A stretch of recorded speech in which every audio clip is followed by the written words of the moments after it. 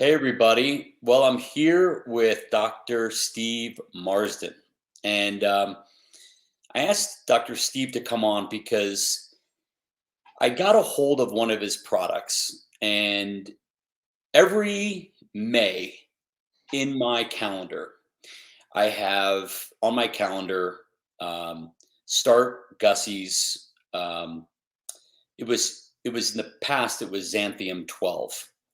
And that's a Chinese herb, and I've had him on it for a few years. Around June is when he starts to get itching. It's usually like more of an itching that happens when I'm, rubbing him, kissing him, touching him, anything. It can get pretty, there are some seasons where it gets pretty bad, where he's just, like I think it was last year actually, where he'd have these periods of incessant itching. Now, this dog's on raw food. This dog doesn't have any serious, gut injuries, except the one that was a couple years ago, which is how I created the company and the product Gussy's Gut. He's been given the best health care. So, any of you who are struggling with your dog's itching, I just want you to know I understand. There's lots of reasons, and we're going to go into those today, why this could be happening. But this is definitely a seasonal issue. It is definitely pollen related, and might even be grass related. And I haven't done the thing where I take them to a dermatologist and I do all that testing. I haven't done that because it's fairly mitigated, and very, I think it's completely to my satisfaction in the past that this Xanthium 12 in the past had worked. Now, it would take a month. And Steve, thank you for listening to this, because I want to just give a background. It would take about a month to kick in, which is why in May I set that up on my calendar. Now I got a hold of this product called Cesarex, which is by Gold Standard Herbs that Dr. Steve formulated, and it's a powder as opposed to the pills that I'd give, formed pills. And we're going to talk about what's in it, because I have never had the situation where in 3 days I was starting to see, he's not itching in the morning, he's not itching when he's bored, he's not itching at night. This the usual times when he would start to itch, and it would get progressively worse. So I actually waited until mid-June to start him on this. So he was into May wasn't that bad. And I had this, and I said, you know what? I've got this in my arsenal if I need it. I'm going to pull it out if I need it. He started to itch. I gave it to him. 3 days. That blew me away. So Gus is 6 years old. I've been with him long enough to know his normal patterns. And so what I'd like to talk to you about, Dr. Marsden, is let's start again with what is in Cesarex. And then we can also talk about mechanisms of action, and maybe what is it these dogs are dealing with, especially this time of year, spring and summer. Right. Well, Cesarex is it's made of two Chinese herbal formulas, used first and foremost for people. But I've spent my career just figuring out, well, what did these herbal formulas that were developed for people actually treat in animals? So one of them is a formula called myropleurum that's been around for 2,000 years and is a big part of why the formula works. And then there's a smaller formula called four materials combination, and that contains four herbs which basically optimize circulation. So one of the reasons why skin inflammation doesn't stop is because of just the blood supply to the skin. And a lot of animals, a lot of people, it's compromised. It's compromised because of how we eat. Now, I would say that Gussy probably had a great response because I'm going to guess you're feeding him pretty well. Yeah. And I'm going to guess he's getting some probiotics too. Mm-hmm. And those are two hugely important pieces. And in a dog that is getting that kind of excellent supportive care, but is still itchy, we pretty much know they're going to respond to Cesarex because the foundation has been laid. And so all that needs to happen is we just need to catalyze some changes that the system is primed to support long term once they're there. So what exactly are those changes? Probably the best way of understanding how the formula works is to think about, say, how people normally live their lives. So most Canadians, most Americans, they're living in a bedroom community, let's say a suburb or whatever, and then there's a big city nearby. You live a lot of your life in that suburb, but you're even if you're not at work, you're constantly influenced by that big city, right? Like it's something happens there, you're probably going to hear about it. It's going to be a big deal for you. So there's a parallel in the body, a very accurate parallel. So we have what are the bedroom communities of the body? They're your skin, they're your body linings, your intestinal tract, your ears, even your airways. They're the in the body, those outlying communities are the periphery of the body, where the body kind of interfaces and engages with the external world. And then, so what's the equivalency of the internet or the highways or the media, the television, the radio? The means by which all this information gets transmitted to us. Well, that's this what we call a systemic immune system. So we have a local immune system, that's the suburbs, and then we have a systemic immune system that knits the whole thing together. Yeah. So you might think, well, so which suburb on the body is the most important one? And which, it turns out that the body thinks it's the digestive tract. So when we look at the immune cells, those local immune cells, where are they most concentrated? It's in the intestinal tract, which probably makes sense because if you get a breach in that wall, these bacteria that you're perfectly happy with being in your colon, you're suddenly not so happy when they're in your kidney or your liver or on your heart valves. So there's a massive concentration of there's more bacteria in the intestinal tract than there are cells in your body. Like it's I'm preaching to the priest, the priest of microbiome. But at any rate, for the sake of your audience, there's a lot of bacteria in there, and we're happy so long as they stay in there. We're not so happy if they're on the move. So we have this huge immune system presence on the inside of the intestinal lining, and we're very invested in keeping this barrier between the microbes and immune system more or less impregnable. Some windows so we can see what's going on in there, but by and large sealed up. And it's not sounds like a big job, but actually the bacteria help. So we have good guy bacteria that basically land on the wall and help to maintain it, to help make sure it doesn't develop holes. So when we get holes, that's when we have a problem. So we have that local immune system has some sort of failing. And then the immune system gets too good a look. So there's immune system on the intestinal lining side of the wall, kind of reaching through. We have things like secretory IgA, that may be something you've heard of. That's a type of immune system tool that is very far removed, right? It's definitely a bedroom community.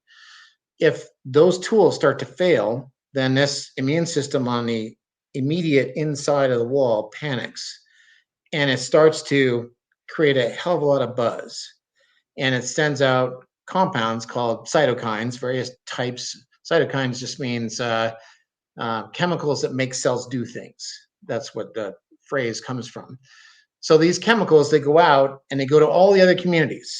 It's like everyone's sitting around listening to their radio during the Great Depression. It's fireside chat. So everyone's listening to fireside chat, and all of a sudden they hear, "Wow, my God, we should panic." because the British are coming. The British are coming. I'm mixing my metaphors, but whatever. We could even throw in War of the Worlds and Game of Thrones. It's all the same story of people panicking because of what's happening in some distant location. Yeah. So these local communities are told to up their game, like, you should be more vigilant. And so they become more vigilant. They become vigilant against pollens. They become vigilant against bacteria. They become vigilant against yeast. All of this is being triggered by something that's happening in a completely different citadel. Yeah. So that's called cell mediated hypersensitivity. That's the scientific name for all that. And that's what Cesarex treats. Mhm. So you can imagine how a solution would have to be. We need to calm down the buzz, right? Calm down the message and the media. And at the same time, we need to shore up the local immune system so that it can more handily deal with what's going on at these various distant locations, but especially in the intestinal tract. Why are we especially concerned about that? Because if we if the wall has been breached, there are bad guys right on the other side of it. We need to displace the bad guys and repopulate with good guys. If we don't have some sort of locally acting immune stimulant, then it becomes a very tough to to deal with a disrupted microbiome. Same time, if you just purely strengthen the immune system, well, then you ramp up the buzz. So we need almost an impossible solution. We need something that calms down the systemic immunity, but ramps up local immunity. Cesarex and minor bupleurum in particular is the only thing I have ever found in 35 years as a holistic practitioner that does that. So one of the clues it will work, aside from the fact that you're already feeding a proper diet and your dog's still itchy, is that people reach for Cytopoint, they reach for Apoquel, they reach for Atopica because they're tired of their dogs scratching all night. So they use these immune suppressive drugs and they work. But as soon as you stop them, it comes back. Why? Because it's only dealing with the buzz. It's not dealing with that's what's going on at these interfaces. You need a strong immune system there and a calm immune system here. And that seems like an impossible ask. However, this minor bupleurum delivers, and it's not really an accident. That's actually how the early Chinese understood the formula to work. They obviously used different words than immune system and microbiome and buzz, but they understood that the body was in a situation where, on the one hand, it's too inflamed, but on the other hand, there's a pathogen that needs to be pushed out. Now, sometimes that is a pathogen. They they viewed what we call bacteria and yeast as pathogens. They also viewed pollen as pathogens if Mm. it's bothering you. So that's essentially how the formula works. And so Gussy did well, probably because he's on a heaping dose of Gussy's gut. Mhm. I'm assuming this is the Gussy of Gussy gut fame Yeah, exactly. And raw food. and raw food. So the final component. Now, people might say, if they're watching this, and might say, "Well, my dog's on raw food and he's on probiotics. Like, what's the problem?" So there's a final component to this. What are the strains that make up Gussy's gut? Do you know what the bacteria Mostly strains? lacto by Fido. Okay. So lactobacillus turns out to be a key species. Um, veterinary clinics have other probiotics made by Purina that somebody says, here, use this. It's a probiotic. It's all the rage. Well, probiotics might be all the rage, but not that one. But lactobacillus turns out to play a key role. It seems like some of us have evolved to be dependent on bacteria like lactobacillus. They're who we want hanging on our wall, maintaining it, because they don't just maintain the wall, as it turns out. Same with bifidobacterium, but bifidobacterium maintains the wall, but lactobacillus has an additional role. And what it does is um, it produces volatile fatty acids that actually regulate our immune system. So we absorb them, these Yep. bacterial metabolites, Yep. and they go into our system and they calm down a systemic immune reaction. Raw diets make a lot of dogs less inflamed and less itchy. And there's a completely different mechanism behind that. And we can talk about it if you like. But it is a different mechanism. But what they do, unfortunately, is they cause a microbial shift, which overall is extremely positive, except the one bacteria that vanishes is lactobacillus. Hmm. So lactobacillus needs soluble fiber and fermentable carbs in order to um, survive. One of the advantages of a fermented product like Gussy's Gut is you're providing the food, the favorite food of the lactobacillus. So it's like putting lactobacillus on a bus with a snack. So it's not so ravenously hungry when it gets to the other end of the trip. So Right. it's you're equipping it for the journey until it can adapt to its surroundings. Right. Um, if raw diets are oftentimes devoid of fiber and carbs, and if the diet has way too many carbs, we got a different issue. But if the diet is, I don't know, 15% plant material, Yeah. that's about the magic number Yeah. at which we start to support lactobacillus. And if we support lactobacillus, it starts to produce things like propionate. Propionate gets absorbed, starts to calm down our immune system. And hey, we don't need so many herbs anymore, and we don't need so many drugs because actually our microbiome is starting to maintain our immune system as well as the wall. And that's essentially how all those components fit together. You Yeah. had two of the three. Gussie just needed something that kind of tweaked his Yeah. immune system. Yeah. Build up one part. One of the you've said a lot that want to I want to go back and just review real quick. But first, let's go back to the nearest, which is fiber. I really think that, gosh, in the last 5 years, we've come a long way understanding the microbiome. We played this whole game for 20 years that a probiotic was a probiotic and it was great. And really what it means, what it means to buy a probiotic is you've bought a product, you bought a, a microbe that is mostly suited for a large manufacturing process. So it can survive these massive vats, could be any size, 15, 20 liter, 100 liter, 1,000 liter, doesn't matter, vats. And they have to sustain this process, this manufacturing process. So what the ones that win are the ones that actually can survive this manufacturing process. That's number one. And so I just urge everybody to look into strains. They're very important. And then the next level, the pro level, is just what you brought up, which is marrying the right fiber with the right probiotic.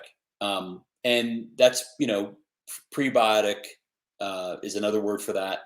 And it's what the organism can eat. So what I picked out of what you were saying was, a lot of dogs that are on raw diets but don't have the plant material. That's the so-called one of the words for that is whole prey, prey diet. Um, and I learned from Dr. Ian Billinghurst how to feed raw, and it still includes plant material in addition to Gussy's Gut. We get a lot of, well, probably our biggest question is, can I stop giving vegetables because people want to remove a step by giving Gussy's Gut? And we say, yeah, sure. Sometimes, you can have a day where you haven't gone to the grocery store and you're out of vegetables. Just put Gussy's Gut in there. You're fine. But no, not long term. You want to, we recommend you pick the vegetables that aren't in Gussy's Gut and you put it in your dog's diet for added fiber and nutrition. And because frankly, you just don't need that much Gussy's Gut. Your dog's not getting enough fiber. It's not getting it. That's not what we do. We're not a whole, complete fiber by the dose we suggest you give. So So that's very interesting. And what I also wonder is, maybe I'm just like imagining something, but you know, could there have been something where, when, because I think about, like, this dog is so damn healthy. I know his whole history. I know everything about him. So how do these dogs that are this healthy have this issue?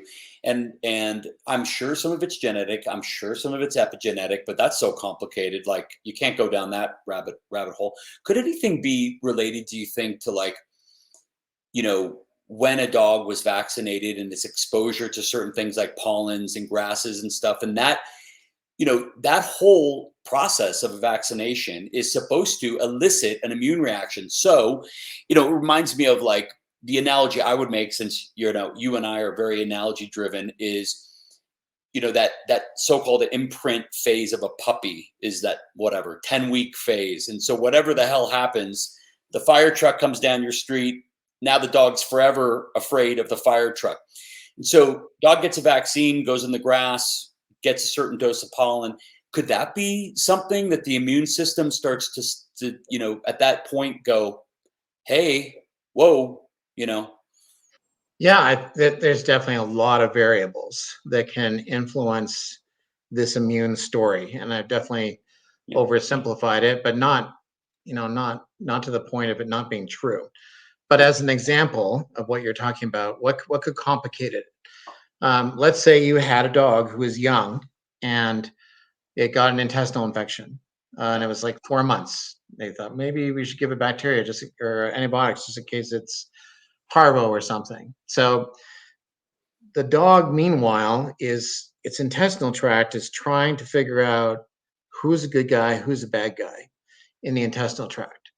And yeah, it's deep in the learning process when this agent comes in that completely shifts the microbial population. So then for a while, it's brand new bugs. And the immune system is going, oh, new people. Okay, well, and I guess these must be good guys as well.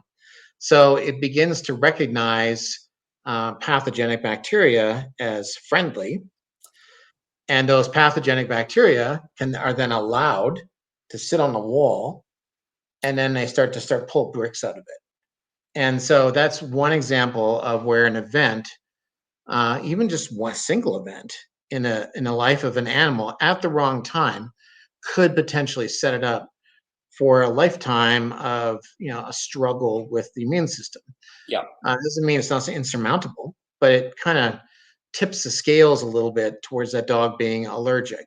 yeah, As you said, vaccines clearly, if their action is on the immune system, then they have the ability to, warp it a bit.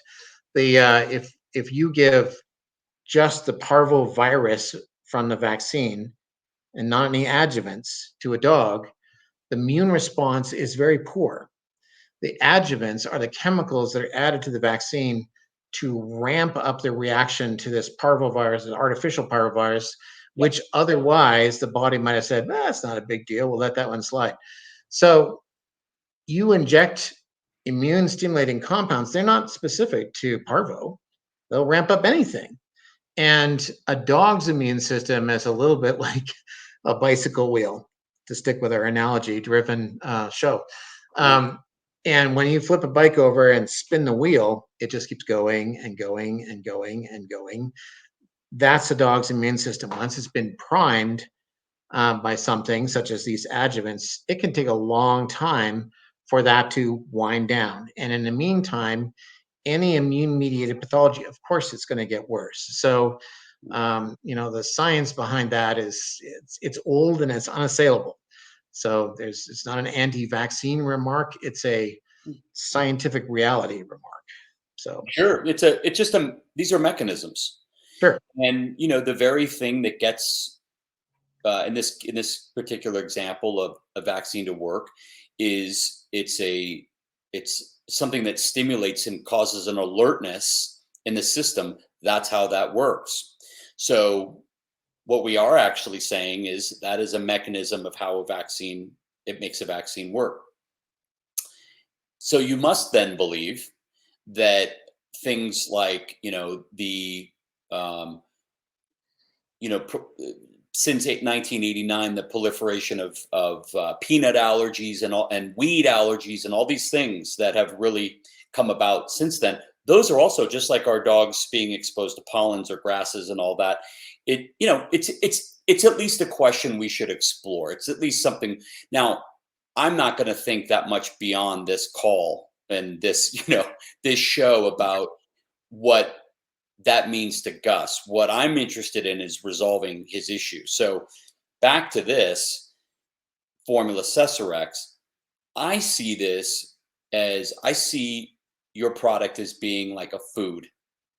And I'm always looking for food-based, natural, because these are herbs. I'm looking for ways that I can support and add to and do no harm, where there's let's just say this minimal negative impact symptoms. And so, this whole thing that you brought up about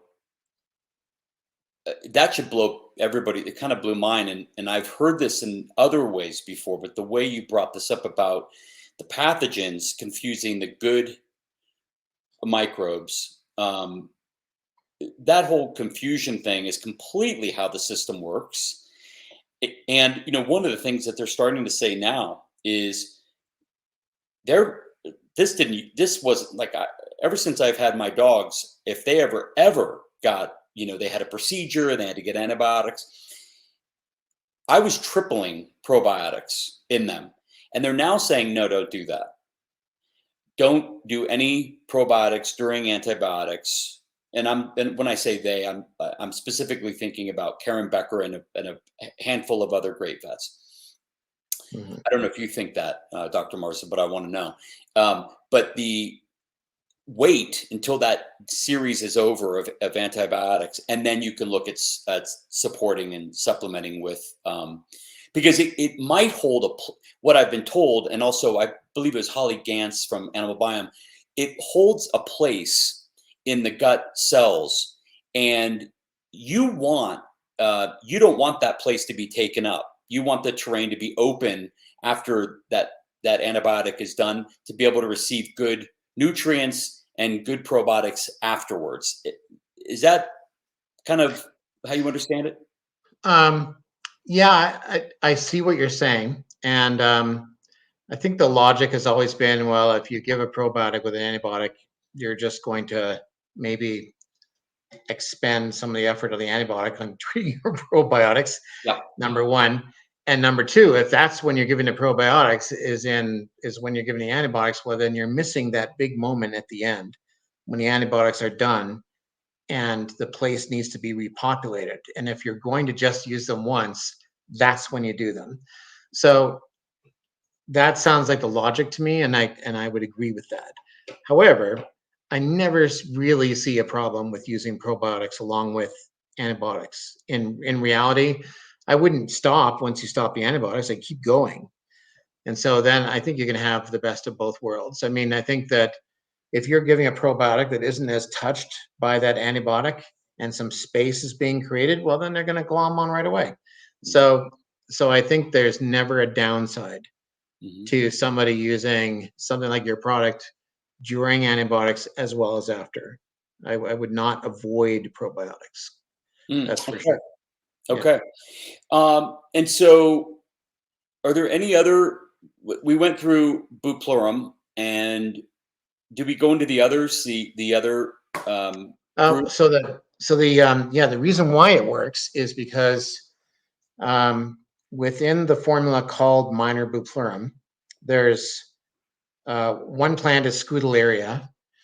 That is that has the Chinese would say, well, that's the part that has this anti-inflammatory effect.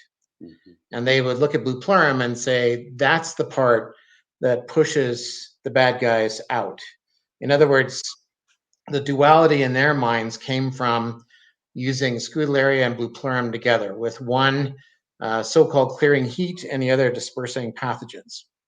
We could call that What they call dispersing heat, we call it anti-inflammatory. What they call dispersing pathogens, we say strengthening a local immune system. Hmm. Now, the reality is, though, that both of those plants do both of those things. So it's not as neatly divided as Chinese medicine would have believed. In other words, bupleurum calms down the systemic immune system tremendously, even as it's boosting local immunity. And Scutellaria boosts local immunity, even as it's calming down systemic inflammation. Yeah. So both plants are doing heavy lifting in both major requirements. And then we have ginseng in there, which also helps to in these same avenues.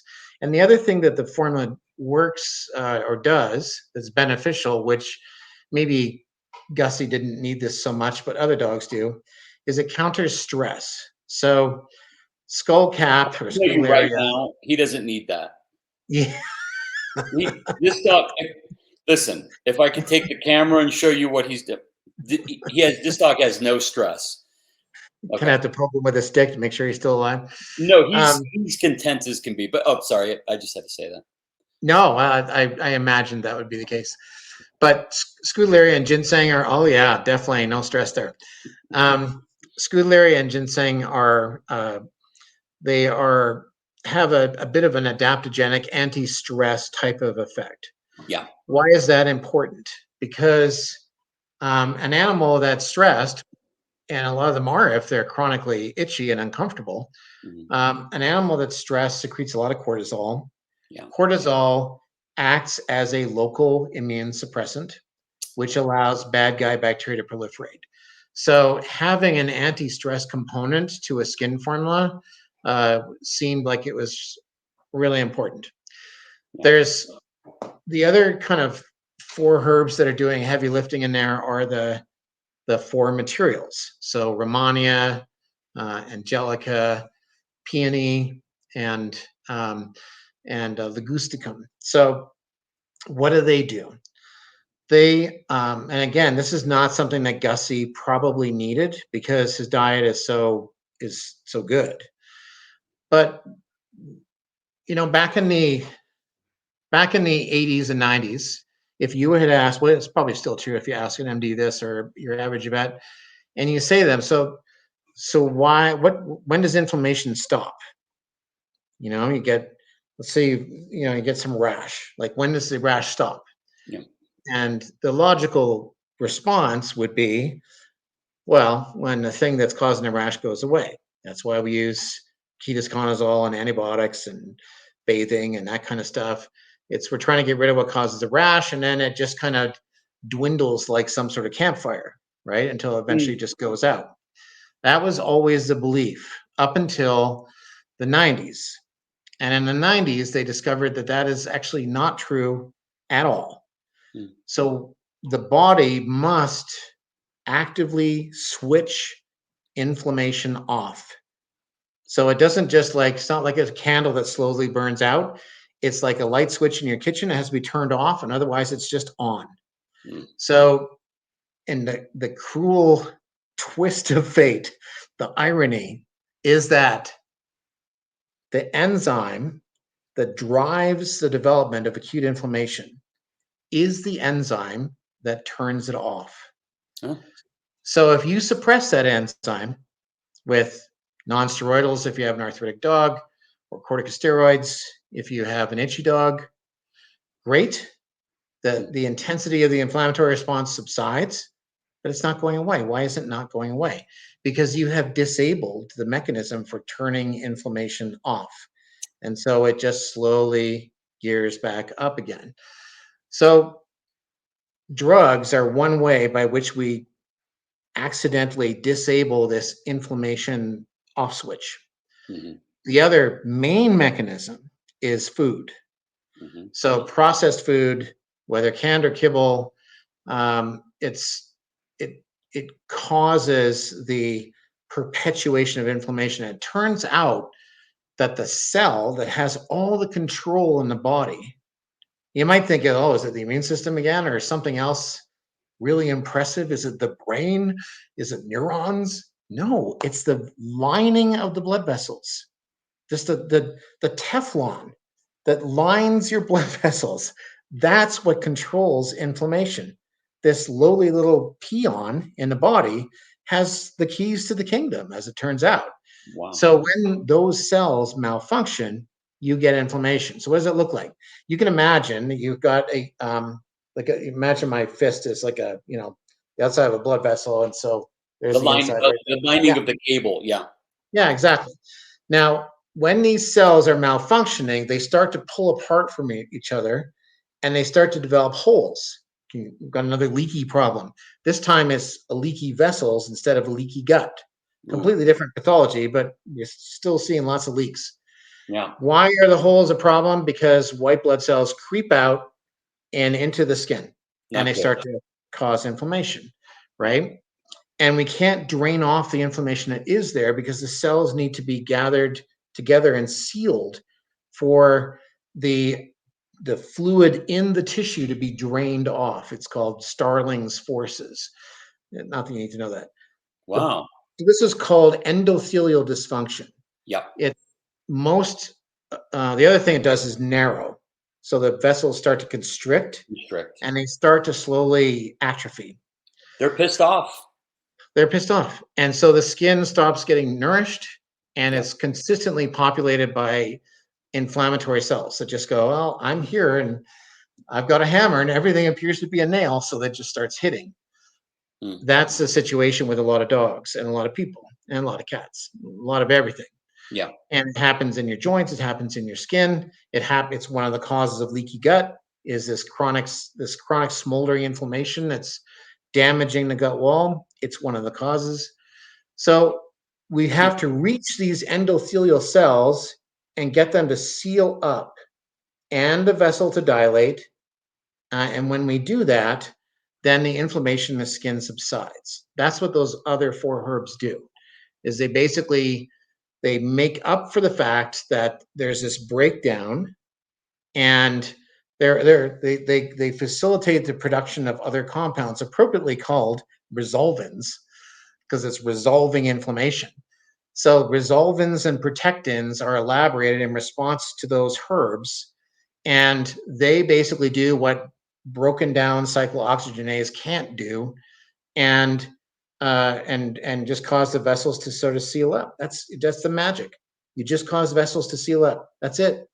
And when that happens, white blood cells keep flowing past. They don't go into the skin anymore, and that's when you switch off inflammation. So Yeah. diet's a big cause of that. Your dog's in a healthy diet, so he was again primed to respond.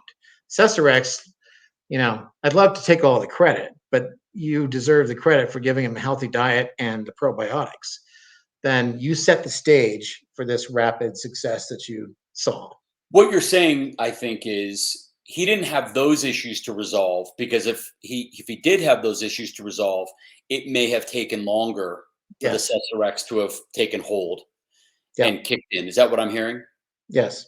And Okay. that's one of the reasons why I tell people, really the first thing you should do for your dog is change the diet. And that's what we Because say. yeah, it's the reality of it, because it lays a foundation for success if it doesn't fix the problem all on its own. Yeah. Sometimes it fixes the problem all on its own. Yeah. Probably, I don't know, half of dogs That happened to will me just, yeah, with my yeah, first dog. Yep. yeah. Just so why did that happen? I don't know if we got time to kind of go Yeah. into this, but Oh, I'm so there fascinated. is so there is actually a third immune system. We talked about two. There's the local immune system, the suburbs. There's the systemic immune system, which is the network that connects to all those little suburbs. So what's the other immune system? The other immune system has nothing to do with antibodies and lymphocytes and cytokines and none of those. It's our earliest immune system. It's the one we had before we had all that other stuff. And one that we had is called innate immunity. Innate. Yeah. So, yeah. And so that innate immune response, it doesn't need antibodies. It uses mast cells and it uses some components that we have erroneously ascribed to the immune system per se, but the mast cells and degranulation and histamine and stuff, that's actually part of the innate immune system. Mm. The suburb thing, that's adaptive immunity. Yep. So innate immune system is like throwing the baby out with the bathwater. It's like you've got a problem. We're going to have a scorched earth policy in terms of getting rid of it. And so it's this violent, destructive, needlessly destructive act, Mm. oftentimes very untargeted. It's why so many people died of COVID. You're more likely to suffer from this excess of this innate immune system if you're overnourished. So most of us are overnourished, and some more than others. Mm. Those people who are carrying a lot of extra weight, they're primed. Their innate immune systems are primed to really react aggressively towards any new thing. And that makes Mm. sense. It Mm. makes sense because if you think about, let's say it's 6 million years ago, and we're walking through the African savannah, and we find a big pile of sugar or a big giant donut. While Mm. we're, what is it? Oil, fat, and sugar All the and sugar. salt. Yeah, it's all there.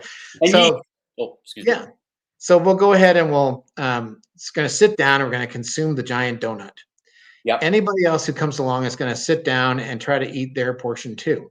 Yep. And in a world of scarce food, when there's suddenly a lot of it in one location, and you have scarce food and relatively small numbers of organisms, and they're suddenly all gathering in one place, you could wipe out an entire population if one of them happened to have a bug and they spread it to everybody else.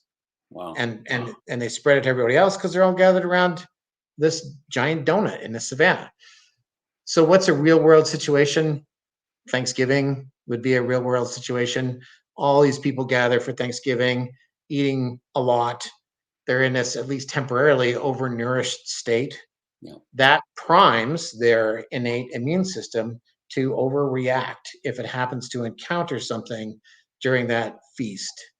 Oh. So, and of course, we're feasting every day, all day. So we start walking around always primed to respond. COVID was new, right? That's the whole idea. I think everyone's pretty satisfied now that it was an engineered virus. So it's new by definition.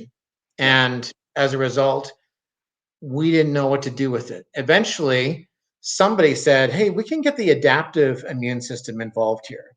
We can create antibodies. We can recruit lymphocytes. We can all this machinery. We could actually get this going on the problem of COVID. When the adaptive immune system comes along, it dramatically reduces the intensity of the immune response, the innate immune response. There's no need for scorched earth. We have something that's very targeted here. We can tell you exactly how to attack and where, and we're going to get this done. Yeah. Without the adaptive immune system, we're just blowing shit up.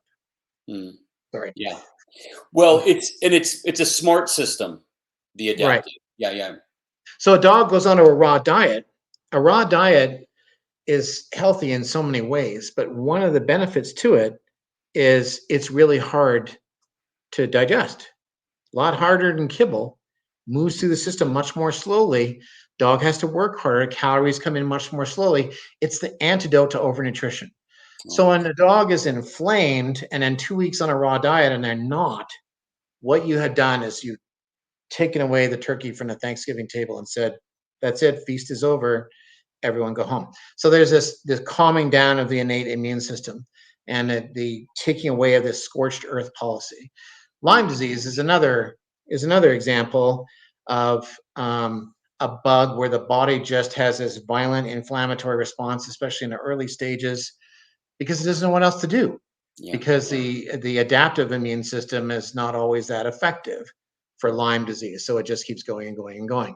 So when we look at some of the things that we struggled most with in medicine, in the way of bugs, we realize that they are bugs where they can cloak themselves and hide from the adaptive immune system And so now we're just relying on an innate immune system, and we're hoping we take out more of the bug than we do of ourselves.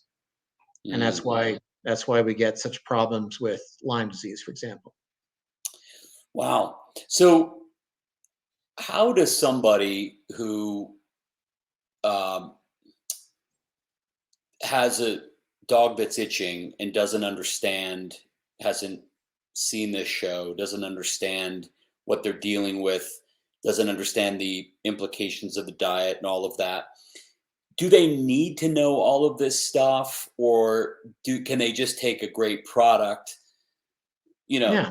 like Cesarex? I mean, like, it's like how what I'm trying to ask is, and probably more for the person watching this right now, like, how much of this do I really need to understand, or do I just go to some very clear basics? Yeah. You don't need to understand any of it. I mean, all the research into this stuff was an attempt to explain something that was happening just without anyone knowing it beforehand, but just it seems like it's working, so we'll use it. How do raw diets get rid of inflammation? Well, now we know. But in the end, it was just like, I don't know. But when I put my dog on raw, they're less inflamed. Okay, then let's just do that for every inflamed dog. Later on, we'll find out the reasons, but you can definitely take those steps. Now, the science can inform us. Yeah. They help us understand that a raw diet should have some plant material in it. Especially a dog that's on a raw diet and is itchy, they need some plant material. And they probably need a probiotic. And they should go on that Cesarex. And those three things together, the plant, the modest amount of plant material in a raw food, something like Gussy's gut, the Cesarex, that's it. That's all you need. And even though it seems kind of simple and almost too easy to be true, you have to appreciate just the incredible number of mechanisms that are Yeah. being invoked. But Yeah. you don't need to know those mechanisms. Yeah. Just know that they're there, and that there's that herbs are acting 100 different ways from Sunday. Not to mention the probiotics in the diet. Yeah. I mean, what you're doing is all of those are highly complex, nutrient dense things. Exactly. And And complexity is the key. yeah, That's health. Health is complexity. Complex therapies to create a complex system. It's the idea that we could, have a magic bullet that would take apart a disease that, well, at one time that was, a wishful thinking mhm, and quasi-realistic, depending on what you're talking about. mm, But now we know that the body is an incredibly complex ecosystem, and ecosystems are always more stable the more species that are in it. yeah, And so our species are the phytonutrients that we're eating and the breadth of the nutrients from the raw diet, the whole prey diet, for example. And then you've got whatever it is, some like 15 or 16 different herbs, and each of those has 10 or 15 different active compounds, and they're going in. And then you have the lactobacillus, and you can probably count 15 different ways that it's influencing your immune system. Like that's the point is you take a few complex things that are strategically chosen, and you end up with this massive physiological effect, as opposed to taking one compound, several hundred milligrams of a single molecule, and mm, suppressing your immune system, one aspect of it, and then thinking that's going to solve the problem. That's not going to solve an ecological problem. It's a yeah, band-aid. yeah, yeah. I'm sure you have your Facebook group that's like, I've read so many posts. They're incredibly detailed, and I know you spend a lot of time answering each question. So, I know you've although I haven't read one, you must have the clients that are doing those shots for the allergies.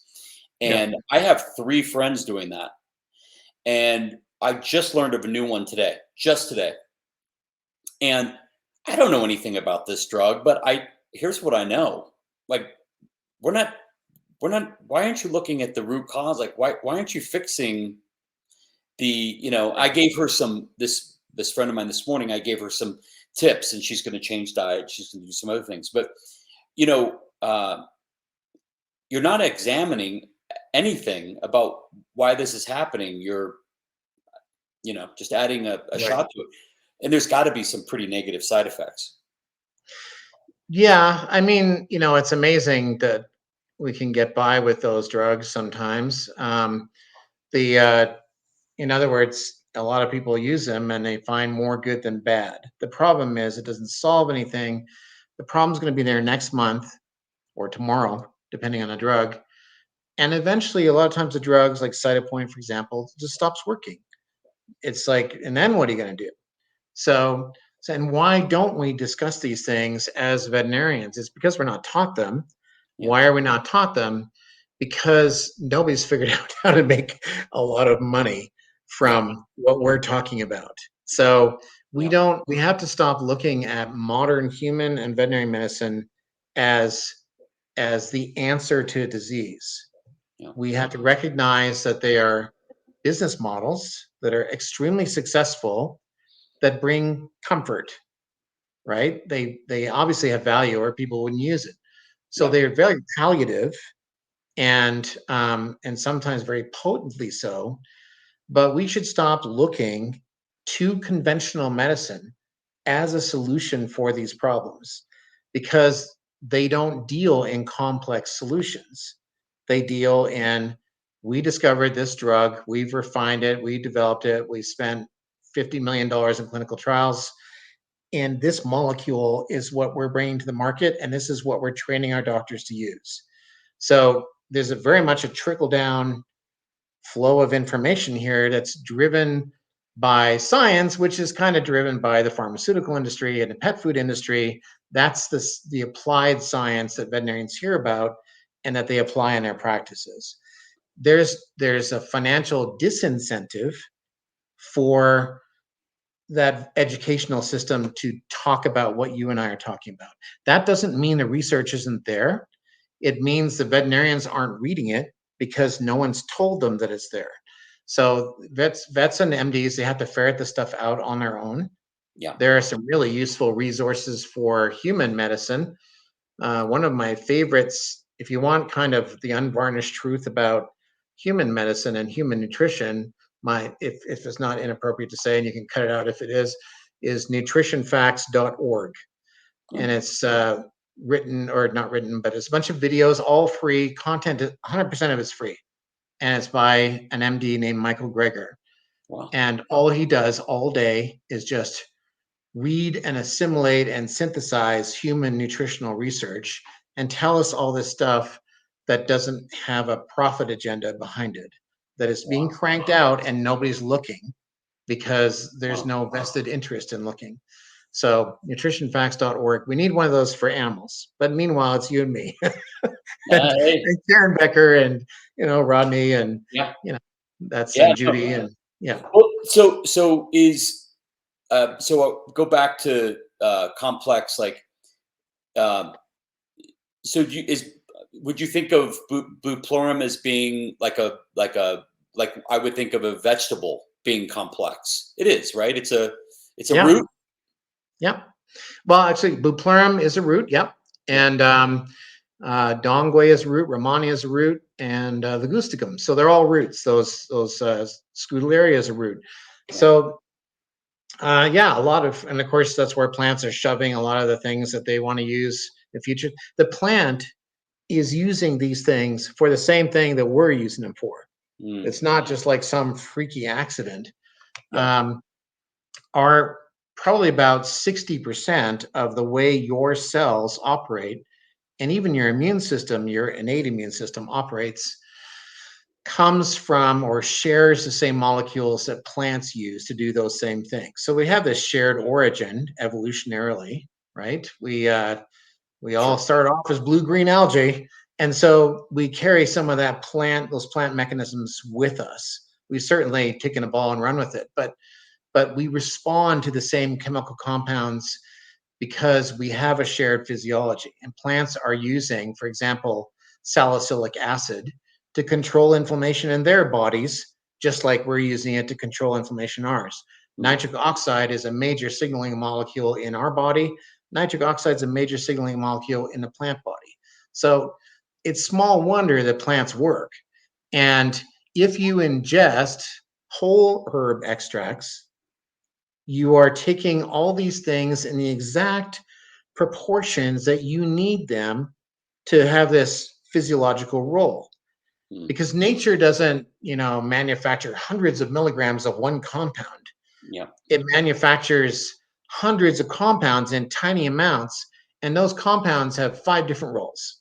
Yep. And so everyone's doing double duty basically.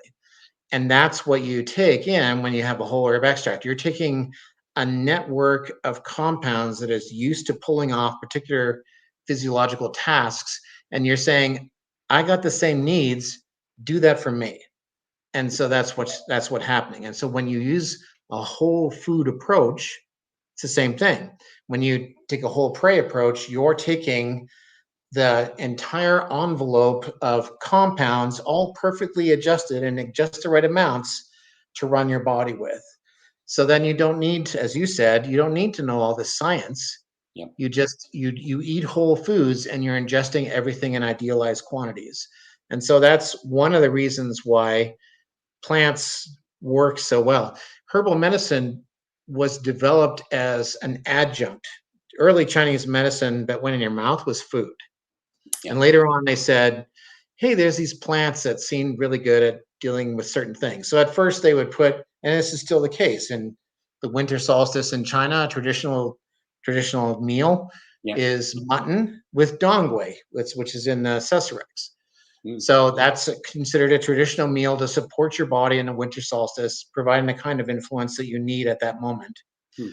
So eventually they said, well, why one plant? Let's do two or three. And then finally it's like, why don't we just take the plant mix and separate that out and take that as well? And Mm. so that's how herbal medicine evolved in Chinese culture.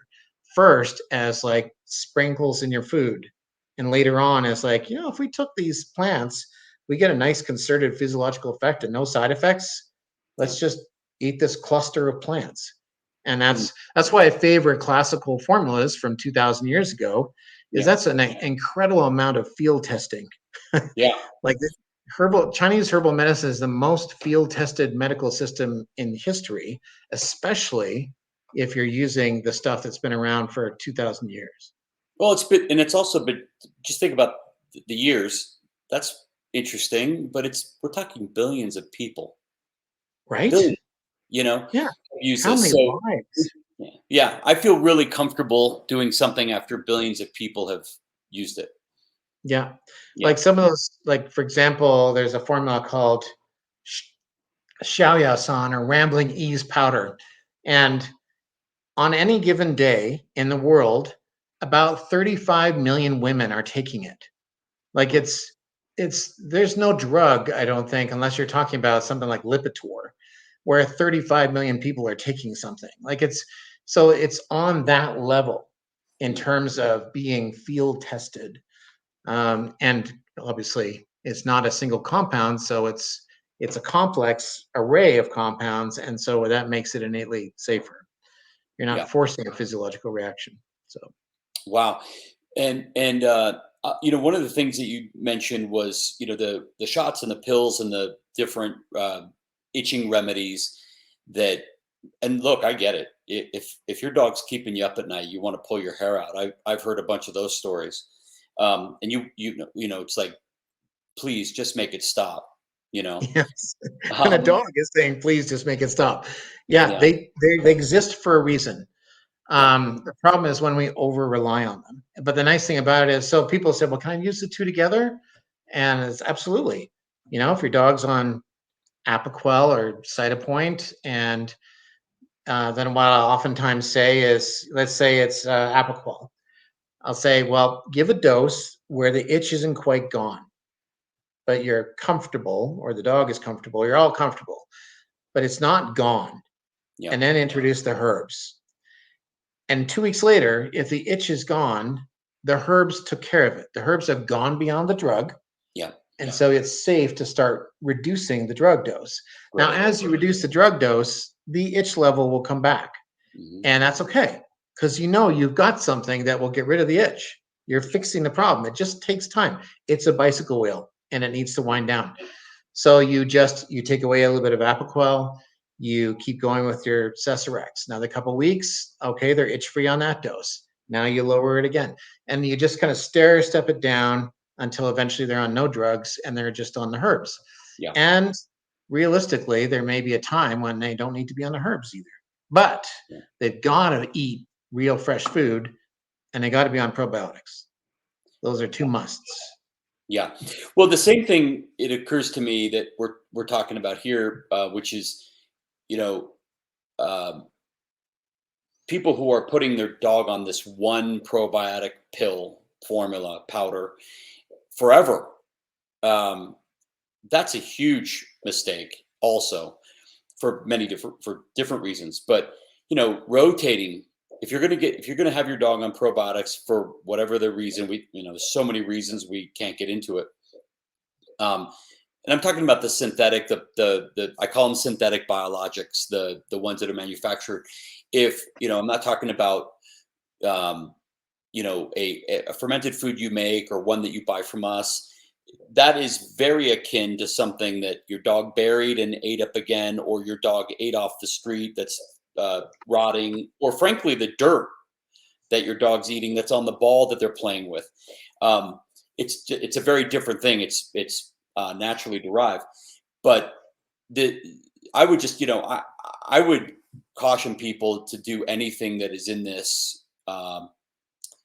You know, if it's a pharmaceutical paradigm of this thing will remedy this.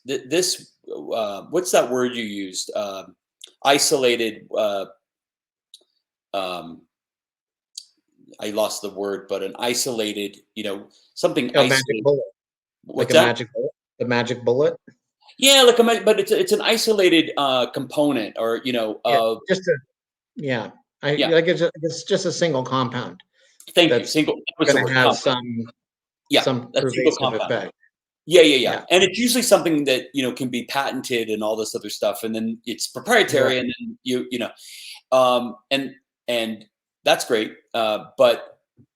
But you need to rotate these things just the same way that you have to rotate dogs' diets. They can't be eating the same diet every single day. That's a whole other show. That all this stuff is just very what we're trying to do is we're trying and for gosh sake, get your dogs out, especially if you live in a condo in a sterile city and all that. Get your dogs out, because all these dogs that we're seeing that are living these great lives and long lives, guess what? They all live on farms. Right. They all live on Yeah. farms. Yeah. I God mean, knows what they're eating, right? yeah, they're roaming around and they're just, they're doing what Well, dogs have done for millions of years. it speaks to that complexity we're talking about, that's essentially equivalent to health. If you keep feeding the same mix day in, day out for years, that in itself is the system is becoming progressively less complex. So Yeah. the here's a fun fact. Here's a Mhm. fun fact. So I was wondering, because a lot of animals will have allergies every 6 months, right? Yeah. They have a spring and a fall. Yeah. And so the assumption is, okay, there's something out there that they're reacting to. Of course, now we know it's not just this. There's a significant role that the gut plays. Yeah. And then you think, okay, and 6 months later, there's something else. But sometimes it's uncanny that it's literally every 6 months. So could there be another explanation? So our model is that a lot of the cell-mediated immune response is driven by an unfavorable microbiome, that there's a problem in there. Mhm. So what we must be saying is that a dog has a shift in the microbiome every 6 months, which is like, really, what would drive that? Mhm. So it turns out that's exactly what happens. So wildlife species, these species have been studied for this. And what drives it is the same thing. We actually have a circadian or an annual rhythm to our circulation as well. So in the summertime, right now, if you have congestive heart failure, you're probably feeling a lot better because your peripheral circulation is better because it's summertime. Yeah. In the wintertime, we're all constricted, including your blood supply. It's more of a burden on your heart. You're going to struggle. So there's this circulatory wave that goes through our body Mm. every year, and the shift is every 6 months. So when they looked at why is this microbial shift happening deep inside your body, it's because of a circulatory shift that the body is making every 6 months. Mm. The intestinal lining, yeah, it's inside, but it's still a body surface. So Sure. it's still the outside of the body. Yeah. It's just it's a tube on the inside, but that lining needs good peripheral circulation Yeah. to function properly. So we know that once a year, the body pulls the blood supply back Mm-hmm. and the perfusion's not as good. And you'll get a microbial shift in the intestinal tract. And that can predispose, if it creates leaky gut, to allergies. And then we have the return of the blood supply. And we have another microbial shift and potentially another allergy. So it seems, based on the early research that's been done, that it's the circulatory shift in our cells that produces a shift in the microbiome every 6 months, which is why these allergies are occurring so rhythmically, not to mention other immune mediated diseases, such as some dogs get vestibular syndrome every August, and it's because of the circulatory change in the brain, the circulatory state that exists in the brain every August. And it's just ripe for creating CNS inflammation. So much pathology that we see on an annual basis is actually driven by how our own blood supply moves. And this is another thing that doesn't get talked about in vet school. This was published in a journal of Nature in like 1956. It was a brilliant article, and nobody's read it. And it's astounding, but it Wow. explains so much. So anyway, I could Wow. talk and talk and talk. But I thought That's you, as a microbiome aficionado, might be interested to know in this rhythm that occurs in the blood supply and the shift that oh, occurs as this is the yeah. first time I've ever heard of that, and it makes complete sense. It also occurs as you're talking. I'm thinking, there's no doubt about it. Like the pharmaceutical industry has been, I hope that it's clear. Like this isn't about one or the other. This isn't a binary, pharma bad, natural good. Not at all. There's certainly some incredible advances that the pharmaceutical industry has made.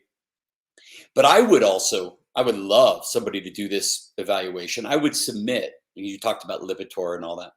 I would guess that some of the biggest moneymakers are really solving solutions that are just complex that people don't want to understand or doctors don't want to understand, and that addressing it in a more natural way that is completely possible um, it's too nuanced. And so the simplistic view for those customers is great. Let me just take this thing, you know, Right. and and we don't have to have this. What we've been talking about. We've been talking about one topic for this. I'm going to probably break this up into two parts. Itching, and we've talked about it for an hour. Most people don't want to have an hour-long discussion about their dog's itching. And there are a lot of people, those are our customers, those are your customers that they want to understand, and they understand that there is a lot that they don't know, and they're willing to learn and make some adjustments. But it is fascinating that there's a whole industry that really serves yeah, look, I got a lot going on. I don't want to deal with it. So just write me a script and away I go, and that's fine. Yeah. I'm glad that exists for those people. Yeah. Well, it's like people don't want revolution. They just want an easy thing that will take care of their objectives. And so Yeah. because people are interested in ease, that's where kibble comes from. People are interested in drugs or ease, that's where drugs come from. It's like, let's find the easiest, fastest thing that will give me some palliation, and I'll roll with that. And it makes a lot of money. And so after a while, it's the money that creates the prominence, the social prominence of these businesses. Yeah. It's just, you can't unseat them because they're making way too much money, right? They have way too much power. So that's okay though. We don't. You can just step away from that and do your own thing. There's nothing that says we can't solve these problems on our own. Yeah. And there is a slow moving coup happening, but God knows how long it'll take. But slowly, medicine kind of co-ops some of the things that work well. I mean, M&M Mars, they bought some real food company diet. They also bought a kibble, but they're hedging their bets, Yeah. right? So they wouldn't have thought of buying a raw diet. I mean, M&M Mars has been around a long time. They wouldn't have thought of buying a raw diet 20 years ago. Yeah. They thought of buying it now because they can see that there's a movement that's Yeah. happening. So Well, yes, they're smart, they're profit driven, and they've got a model, and when they're also, everybody's getting in gangbusters into probiotics and postbiotics and all this sort of stuff, that yes, they're figuring out, how do we hire these scientists and make these things in these massive quantities and at a really low price point, yeah, and it's proven, and we can provide, look at our paperwork, shows it's real. And I'm not even sure, I go back and forth. Sometimes I feel bad for folks that are taking the wrong thing, and other times I just go, why am I feeling so bad? I mean, it's giving them they have free will. They're seeking out this thing that they believe is the right answer, and it's making them feel good. Great. Maybe I should stop, worrying about those people. But our customers are, clearly the, very, very curious and very, very, research driven, and looking into things and asking a bunch of questions. I know your customers are asking a bunch of questions, because I'm on yeah. that Facebook group. Yeah, but I mean, part of it is cost too. I mean, for example, Cytopoint is not cheap, and you're Yeah. getting that injection every month. Yeah. So with ease comes price, right? This Yeah. consumer value is they're charging for it. So Yeah. there's there's different breaking points for people. Sometimes they just are not comfortable with the side effects they're reading about, or they've seen it in their own animal, and some of them, they just like, I can't afford this, I need something different. So there are different drivers that bring people to these solutions that we're offering, but and the beauty of it is they save people a fortune, right? Like Yeah. it's the value in just doing a handful of fundamental things that are very complex in nature, but they're still simple. Yeah. And one of them needs to be done anyway. You got to feed your pet, Yeah. right? Yeah. And Gussy's gut is not expensive. Cesarex is not expensive, and yet they have these sweeping impacts. And so really, they should be the one that are charging a fortune for. But Well, and it's never going to happen. I say to people, I mean, expensive compared to what? Like, what are you comparing this to? So, if you, look at, us versus a probiotic you can get in a PetSmart, we're really expensive.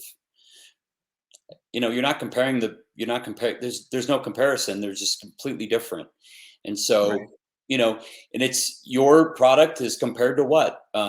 Okay, if you're comparing it to that shot, whoa, yours is Right. cheap. you know, Yes. um, Yes. and but the way I look at things is, yes, I look at dollars, but I always look at a more long term. What's happening to my dog long term on this thing, and what is even possibly the health span cost that I could be, what is happening overall to the immune system long term? What is happening to, all these complex things that nobody understands? We still don't understand. Right. Um, we're Yeah.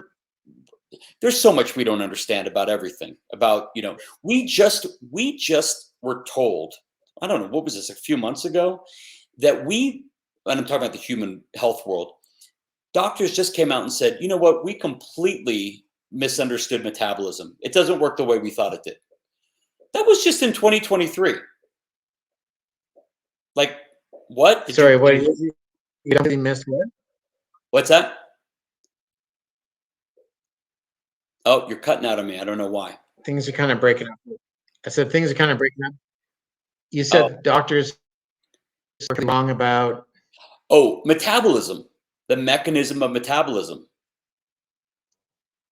So, they just discovered it. So, I don't know. It's very interesting. I think, humility and really understanding that we may not know everything about this thing and what could be the unintended consequences of taking this thing, you know. And so anyway, I really appreciate it. Look, folks, this was I reached out to Dr. Marsden about this product. This is I'm certainly promoting this product, but I'm not maybe I should say the right word is I'm endorsing this product, but I am not promoting it. And there's no financial incentive for me to do this. I have nothing with Dr. Marsden about this.